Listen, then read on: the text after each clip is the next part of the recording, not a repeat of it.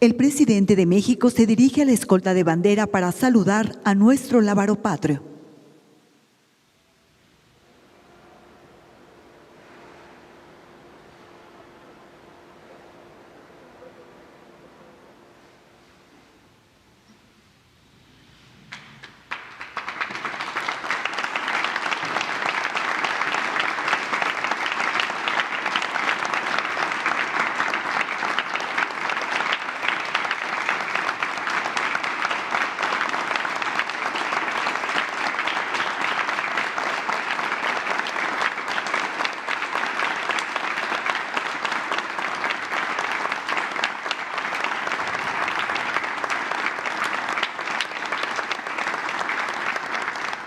Se rendirán los honores al presidente constitucional de los Estados Unidos mexicanos y comandante supremo de las Fuerzas Armadas.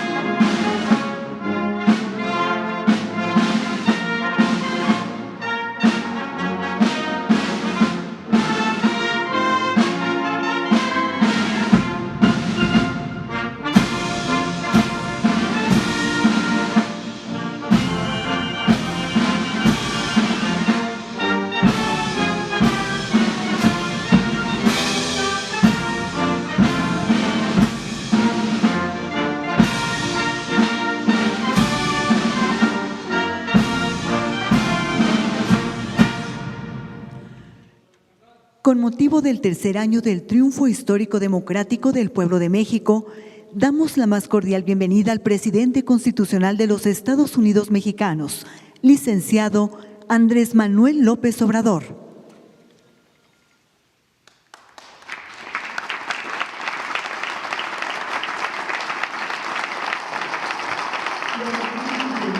Gabinete legal y ampliado del Gobierno de México, representantes de los medios de comunicación y quienes nos siguen por Internet a través de las redes sociales. Sean todos bienvenidos.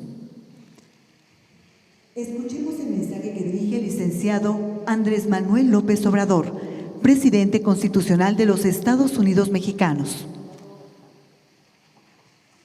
Amigas, amigos, integrantes del Gabinete de Gobierno,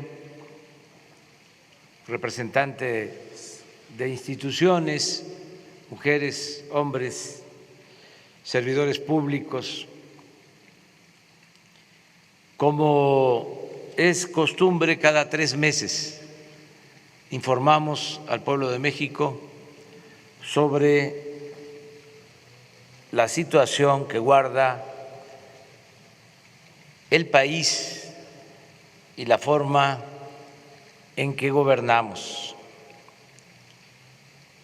En los 3 meses que corresponden a este informe, se han presentado signos alentadores de recuperación de las crisis sanitaria y económica.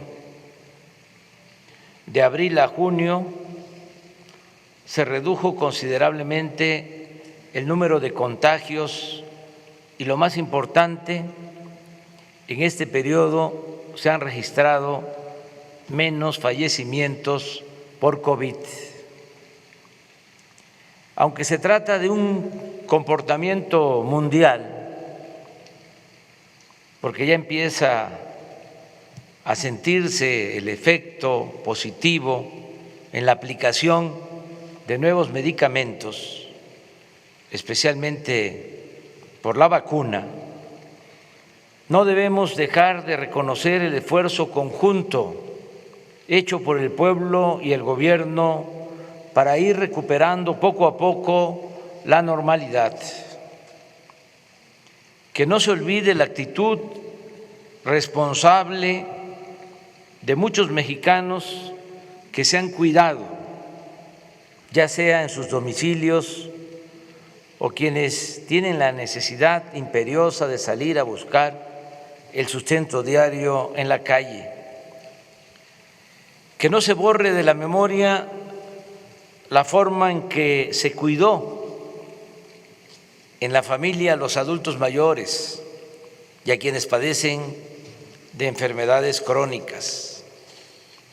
Agradezcamos a los que cerraron un negocio pero no dejaron de pagar a sus trabajadores.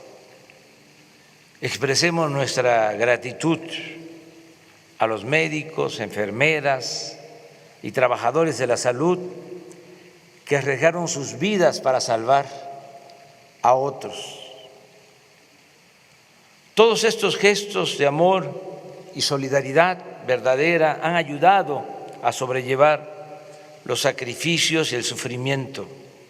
La fraternidad se ha hecho presente también para quienes perdieron a sus seres queridos a causa de la terrible pandemia del COVID. En cuanto a nuestra actuación, hemos hecho todo lo que humanamente es posible para enfrentar esta pandemia y salvar vidas. Es público y notorio que informamos y respondimos a tiempo, que levantamos con oportunidad el sistema de salud pública que estaba en ruinas. No titubeamos en destinar recursos a la atención de la pandemia. En 15 meses el presupuesto de salud se ha incrementado en 70,000 millones de pesos. Se terminaron, reconvirtieron y equiparon hospitales. Se contrató y capacitó a más de 70,000 trabajadores de la salud. En fin, se logró que ningún enfermo se quedara sin una cama, equipo de respiración o personal de salud que lo atendiera. Aún cuando en estos sensibles y tristes acontecimientos no es correcto hacer comparaciones, me limito a decir que nuestro país no está colocado ni en América ni en el resto del mundo en los primeros lugares en mortalidad por COVID. El Programa Nacional de Vacunación ha funcionado con eficacia y ha llegado a todos los pueblos de México.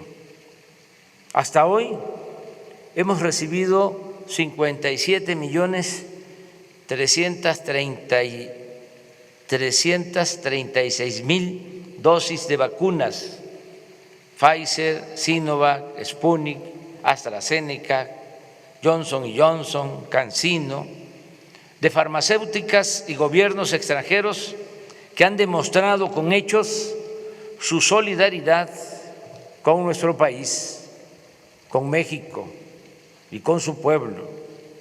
Destaco el apoyo de Cuba, de Argentina, de Estados Unidos, de Rusia, de China, de India. Llevamos el 35% de toda la población mayor de 18 años vacunada. Ya concluimos esta importante labor preventiva en Baja California. Es la primera entidad de las 32 donde se cumplió la vacunación, aún con una sola dosis. Y reitero el compromiso de vacunar aún también con una dosis a todos los mayores de 18 años del país para el mes de octubre, con el propósito de que lleguemos al invierno más protegidos. El tener en la actualidad 19 estados con semáforo verde, 8 en amarillo, 5 en naranja y ninguno en rojo, es también un buen indicador para la normalización de la actividad productiva, educativa y social del país. En el campo se está produciendo sin limitaciones. El año pasado la producción agropecuaria aumentó 2% y lo ha hecho otro tanto en lo que va de este año. El sector industrial está en franca recuperación y lo mismo el comercio, el turismo, los restaurantes, la aviación y otros servicios. Casi todos los pronósticos para este año coinciden en que la economía crecerá alrededor del 6%. No hemos contratado deuda pública adicional. Y como no sucedía en 3 décadas, el peso no se ha devaluado durante los primeros 2 años y medio de nuestro gobierno. El salario mínimo ha aumentado en 44% en términos reales, como no se veía en 36 años. No hemos aumentado en términos reales los precios de las gasolinas, el diésel, la luz. El gas ha aumentado un poco por encima de la inflación, pero ya vamos a corregir ese aumento muy pronto. Desde que llegamos al gobierno hasta la fecha, el índice de la Bolsa de Valores ha crecido en 20%. La inflación se mantiene estable. La tasa de interés que fija el Banco de México se ha reducido durante nuestro gobierno en 3.75%. Las reservas del Banco de México a finales de la administración pasada, el 30 de noviembre de 2018, eran de 173.775 millones de dólares. El día de hoy son de 192.886 millones de dólares. Casi 20,000 millones de dólares más.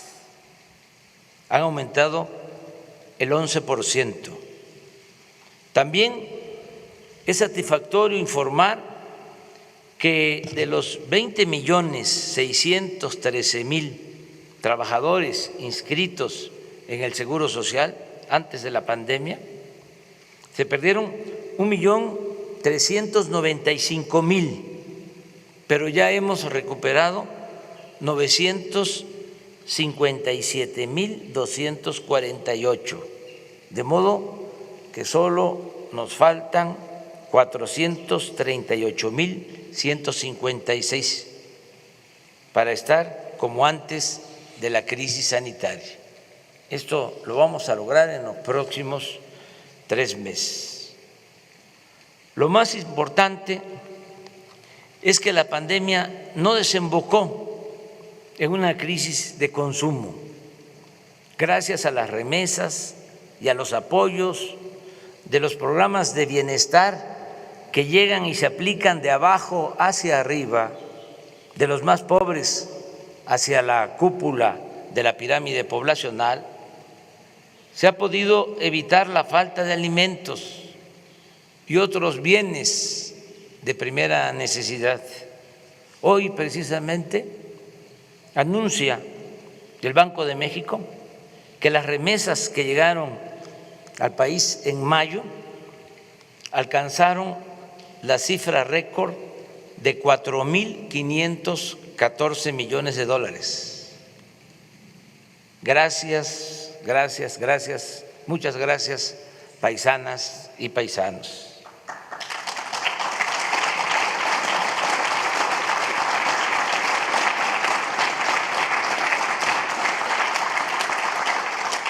No ha habido asaltos a comercios, ni actos de vandalismo o desesperación por hambre o desatención a las necesidades básicas de la gente. Hay gobernabilidad en nuestro país. En materia de seguridad pública también hemos avanzado, aún con la complejidad del problema que heredamos. Ya estaban integradas las bandas, los grupos delictivos cuando llegamos. No creo que se hayan creado nuevos grupos en estos 2 años y medio. Es el Cártel Jalisco o del Pacífico o el de Guanajuato, los que ya habían, los que estamos enfrentando, no declarándoles la guerra, porque la violencia no se puede enfrentar con la violencia, sino con otros métodos más humanos y más eficaces.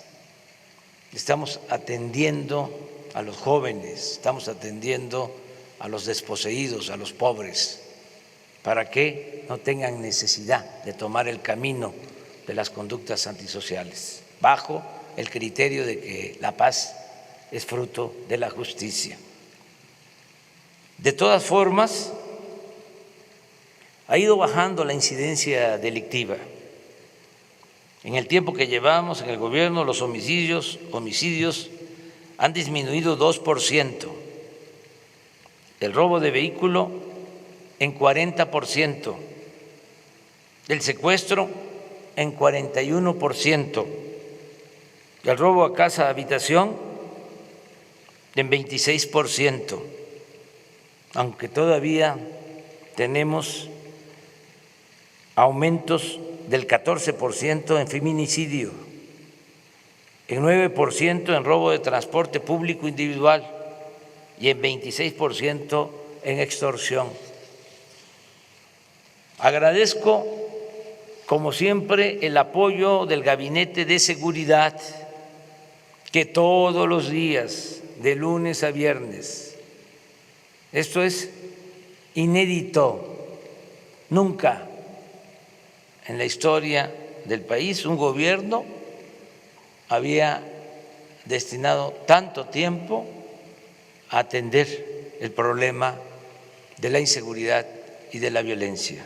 Todos los días, de lunes a viernes, de 6 a 7 de la mañana, se reúnen servidores públicos, el secretario de la Defensa, el secretario de Marina, la secretaria de Seguridad Pública,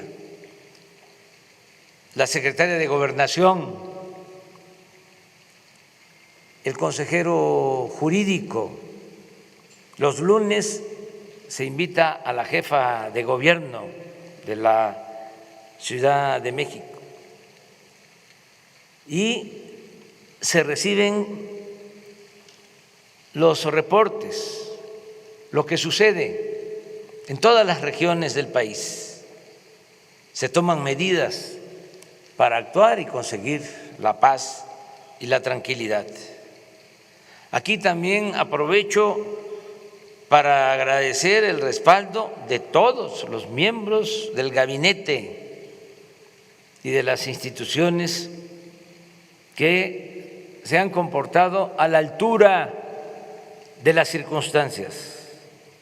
Es un equipo de trabajo de mujeres y de hombres que han demostrado ser auténticos servidores públicos, trabajadores, honestos y algo que es muy importante, con profundas convicciones sociales. Aún con la crisis de la pandemia y de la economía, pudimos celebrar una de las más numerosas y competidas elecciones de la historia de México, sin problemas mayores y consolidando al mismo tiempo el sistema y el método democrático, guiados por el ideal maderista y por nuestras convicciones a favor de la causa de la democracia y en contra del fraude electoral que padecimos durante mucho tiempo. Ya estando en el gobierno, nos comprometimos a que el presupuesto no se utilizaría para beneficiar a ningún candidato y a ningún partido. Y cumplimos. Es decir, que como pocas veces en esta ocasión no se llevaron a cabo elecciones de Estado. No dejó de haber la vergonzosa compra de voto con dinero, tarjetas o entrega de despensas, pero no fue determinante, como sucedía en tiempos pasados. Además, no hubo masacres, no se desató la violencia contra ciudadanos inocentes para infundir miedo. En Guerrero, por ejemplo, ningún candidato sufrió agresiones y casi lo mismo aconteció en la mayoría de los estados. El día 6 de junio se abrieron 162,538 casillas, el 99,98% de lo programado, y solo 32 casillas no fueron instaladas por el ambiente de violencia en algunos lugares de 7 municipios del país. La participación ciudadana para una elección intermedia no estuvo mal, votó el 52% de los 93 millones de empadronados. Y algo muy importante, a pesar de que como en todas las elecciones se calientan los ánimos, en esta ocasión no hubo protestas postelectorales por acusaciones de fraude. No se registró ninguna manifestación significativa en las calles o en las plazas de la República. Se han garantizado libertades plenas, sin la represión política, mediática o policíaca de otros tiempos. En cuanto a los resultados, considero necesario analizar el hecho de que a causa de la transformación que estamos aplicando, se terminó de integrar un bloque conservador, abiertamente opuesto al gobierno que represento y a las políticas públicas que llevamos a la práctica. Por eso trato el asunto en este informe, porque no hay duda de que este bloque conservador se constituyó para enfrentarnos, para detener el proceso de transformación que está en marcha. En primer término, señalo que este grupo reaccionario siempre será respetado y tendrá libertad para ejercer su derecho a disentir. Son adversarios, no enemigos. No los tratamos como ellos lo hicieron cuando nosotros estábamos en la oposición. No los vemos como enemigos a destruir, sino como adversarios a vencer. Sencillamente defendemos y representamos proyectos de nación distintos y contrapuestos. En ese bloque se unieron de manera legítima empresarios, dueños de medios de información, periodistas e intelectuales de derecha, líderes partidistas, dirigentes de la llamada sociedad civil y políticos del antiguo régimen, entre otros. Repito, para enfrentar el proyecto de transformación que estamos aplicando para acabar con la corrupción y con la desigualdad. Como era de esperarse, nuestros básicamente a impedir que obtuviéramos la mayoría en la Cámara de Diputados, cuya facultad de esta Cámara de Diputados, facultad exclusiva, es la de aprobar el presupuesto. Hicieron todo, recurrieron hasta a la guerra sucia, pero afortunadamente no lograron su propósito. La alianza Juntos Hacemos Historia, que defiende nuestro proyecto de transformación, triunfó en 186 de los 300 distritos en disputa, en tanto que el bloque conservador obtuvo 107 y el Partido Movimiento Ciudadano 7. Si a ello se suma el reparto de plurinominales, la bancada a nuestro favor tendrá una cómoda mayoría. En otras palabras, ya se cuenta con la seguridad de que será aprobado el presupuesto destinado al desarrollo del país y al bienestar del pueblo. Se les ganó en buena lid, porque el pueblo es sabio.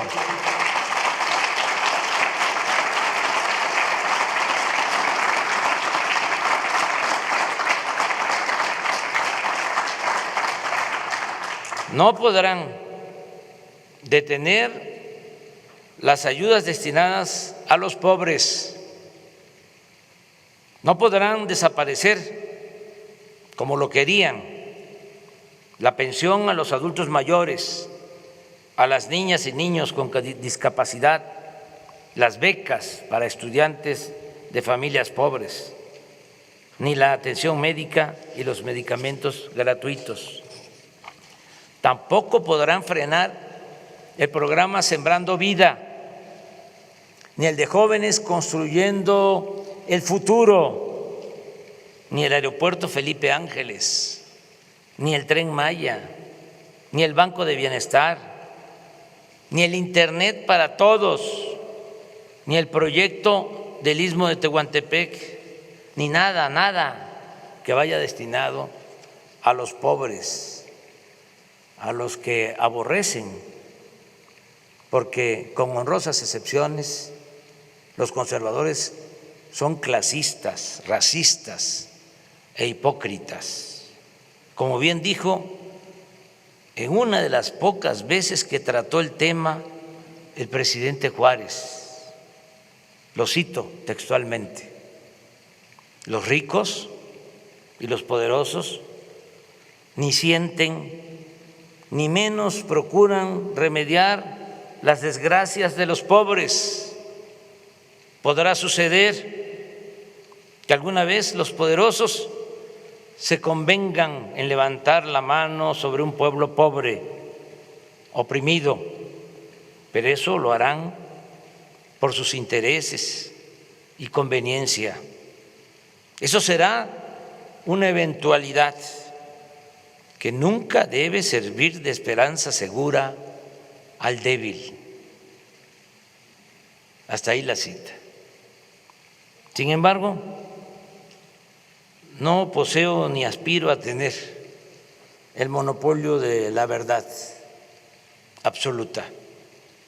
Por eso reitero, nuestros adversarios siempre recibirán del gobierno que represento el respeto y la libertad a la que tienen derecho para manifestarse sin límites, represión o censura.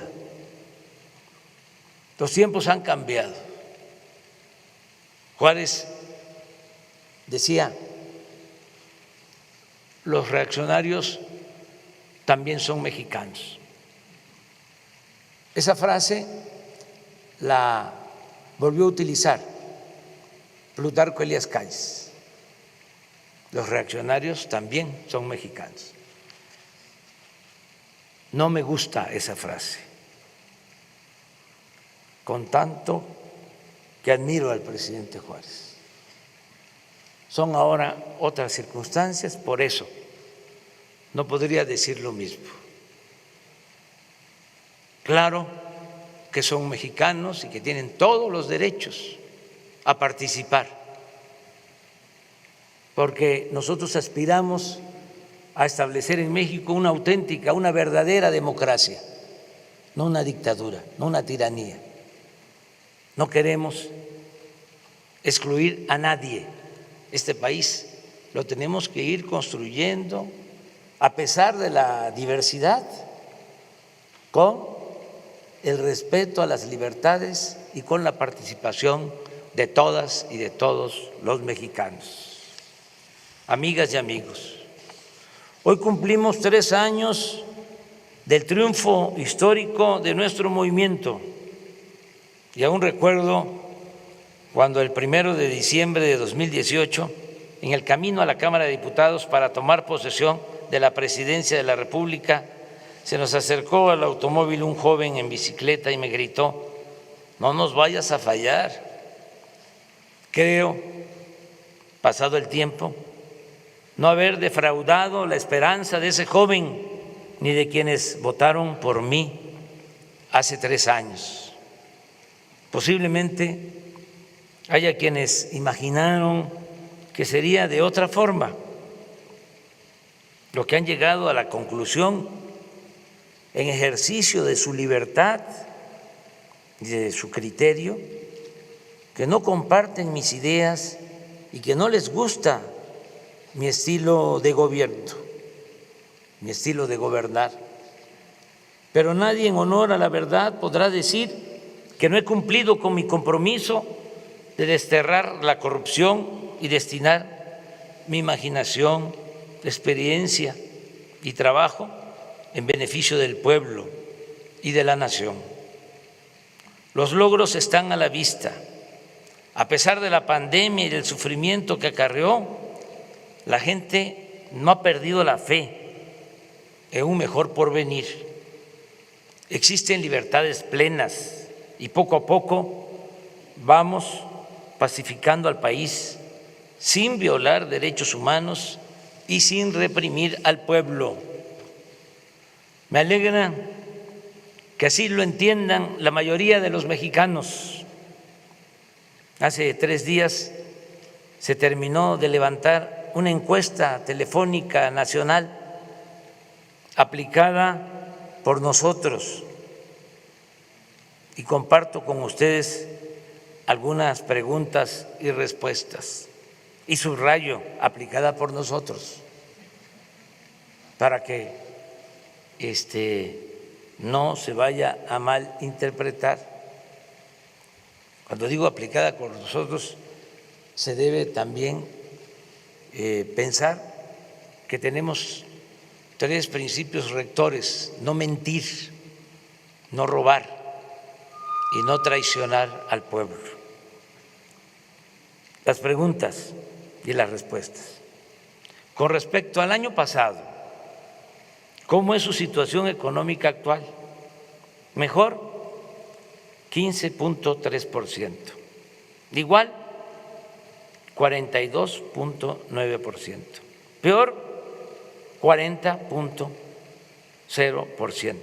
No sabe, no contestó, 1.9%. Otra, ¿cómo cree que será su situación económica el siguiente año? Mejor, 38.4%. Igual, 26.8%. Peor, 23.2%. No sabe, no contestó, 11.6%. ¿Cómo cree que será la situación del país al término de este sexenio? Mejor, 41.4%. Igual, 23.9%. Peor, 26.9%. No sabe, no contestó, 7.8%.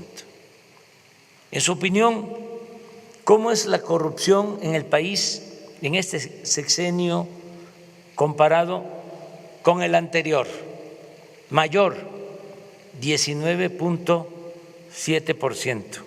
Igual, 33.3%. Menor, 43.0%. No sabe, no contestó, 4.0%. ¿Piensa usted que el gobierno actual representa un cambio importante? Sí, 64.7%. No, 31.1%. No sabe, 2.5%. No contestó, 1.6%. ¿Está usted de acuerdo en ese cambio? Sí, 87.4%. No,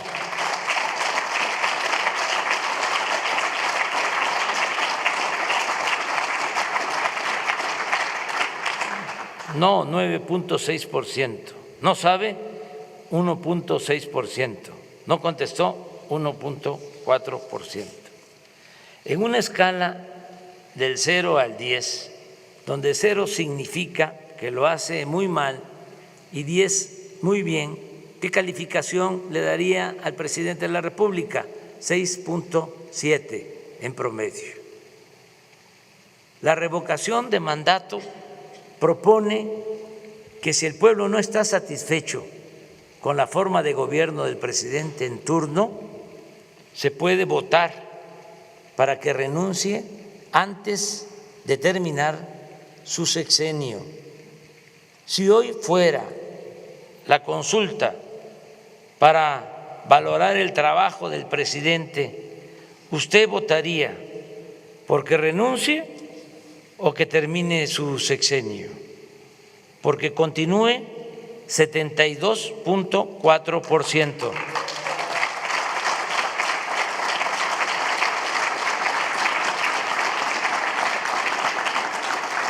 Porque renuncie, 22.7%. No le importa, le da igual, 1.1%. No sabe o no contestó, 3.8%. En fin, estamos bien calificados, pero aspiramos a convencer a más gente a que se vaya creando más conciencia, que haya más revolución de las conciencias, a informar, a orientar, a concientizar, convencer para elevar a rango supremo la honestidad y hacer gala, sentirnos orgullosos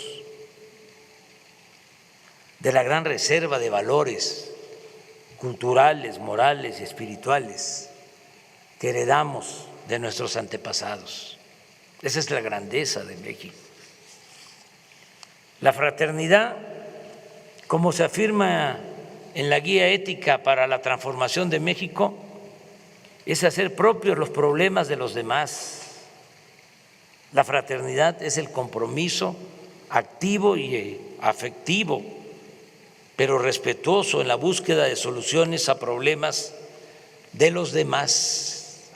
Idealmente debe ser la guía de la acción social de estados, gobiernos, instituciones, sociedades e individuos a fin de superar o aliviar el sufrimiento, la carencia y la indefensión de millones de personas. Es un deber colectivo de las naciones ofrecer a cada uno de sus hijas, a cada una de sus hijas e hijos, una cuna para nacer, un pupitre para aprender, herramientas para trabajar, una cama para dormir, una mesa para comer, un techo para guarecerse, un lugar en el hospital para curarse y una tumba para descansar. ¿Y cuál es la recompensa que obtendremos por dedicar el tiempo, todo el tiempo que sea posible a esta noble tarea? La recompensa será el estar bien con nuestra conciencia y con el prójimo y gozar de la inmensa felicidad que produce el ayudar a vivir a todas y todos en un país más libre, más justo, más seguro, más pacífico y más próspero. Termino, amigas y amigos, mexicanas, mexicanos, enviando este breve mensaje a todas, a todos ustedes, al pueblo de México. Gracias por refrendar su confianza en mi persona. Repito, yo siempre estaré a la altura de ustedes y nunca, jamás los traicionaré. Gracias, gracias, gracias, gracias de todo corazón. Muchas gracias.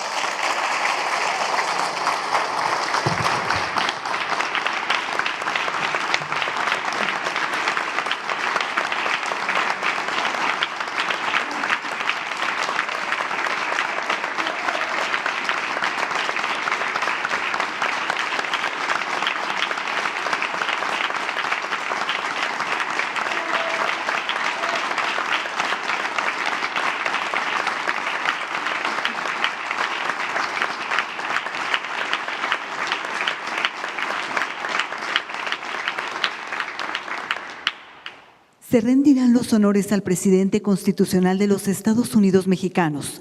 Se les invita a permanecer de pie para entonar nuestro himno nacional.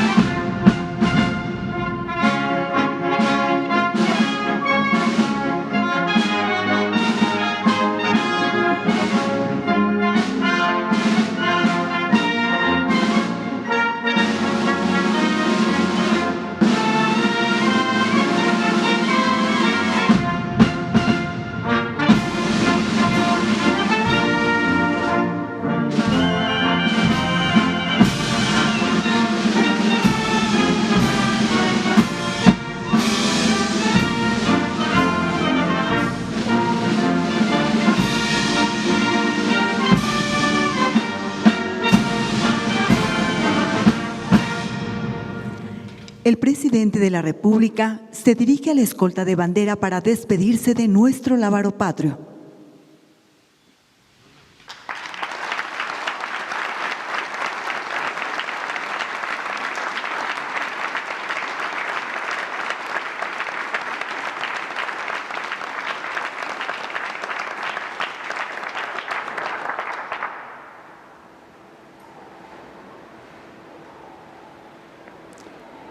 Se agradece la asistencia del presidente de México, de nuestros distinguidos invitados, medios de comunicación y público en general.